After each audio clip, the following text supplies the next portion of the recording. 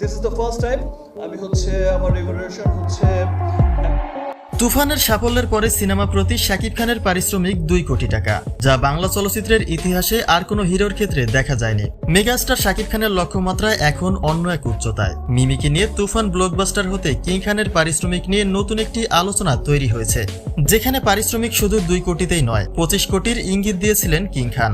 তাই তার বিস্তারিত জানতে অবশ্যই ভিডিওটি না টেনে সঙ্গেই থাকুন। শাকিবের বিপরীতে মিমি চক্রবর্তীর প্রথম কাজ হলো তুফান দিয়ে একটা তুফানি ঝড় তুলেছে গোটা এশিয়া জুড়ে, যা শুধু শাকিবের ক্যারিয়ারেই নয়, বাংলা চলচ্চিত্রের ইতিহাসের সকল রেকর্ড ব্রেক করেছে জনপ্রিয় এই তারকা জুটি। ছবিটি এতটাই জনপ্রিয় যে এই সিনেমার সিকিউল টেনে নির্মাণ করা হচ্ছে তুফান 2। কিন্তু শাকিবের বলা একটি কথার পরে কিং খানের পরবর্তী সিনেমার পারিশ্রমিক কত হবে সেটা নিয়েই একটা প্রশ্ন তৈরি হয়, কেননা পারিশ্রমিকের ব্যাপারে কোটির ঘরের ইঙ্গিতটাই দিয়েছিলেন শাকিব খান। তুফানের সাফল্যকে ঘিরে প্রেস কন অনুষ্ঠানে তুফানের 10 দিনের আয়ের পরিমাণটা জানানো হয়েছিল।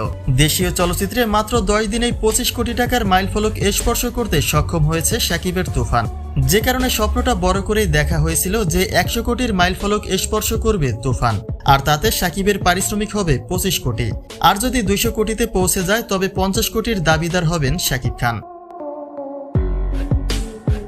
তবে কথাটি মজার ছলে বললেও তুফান 2তে কিং খানের পারিশ্রমিক কত হবে সেটা নিয়েই একটা সংশয় তৈরি হয়েছে সকলের মাঝে, কেননা কিং খানের এই বিশ্বমানের সিনেমাগুলিতে যে তিনি বড় মাপের পারিশ্রমিক ডিজার্ভ করেন সেটা তো বলাই যায়, যে কারণে ভক্তদের মন্তব্যে এমনটাই দেখা যাচ্ছে যে কিং খানের পারিশ্রমিক 2 কোটি চাই।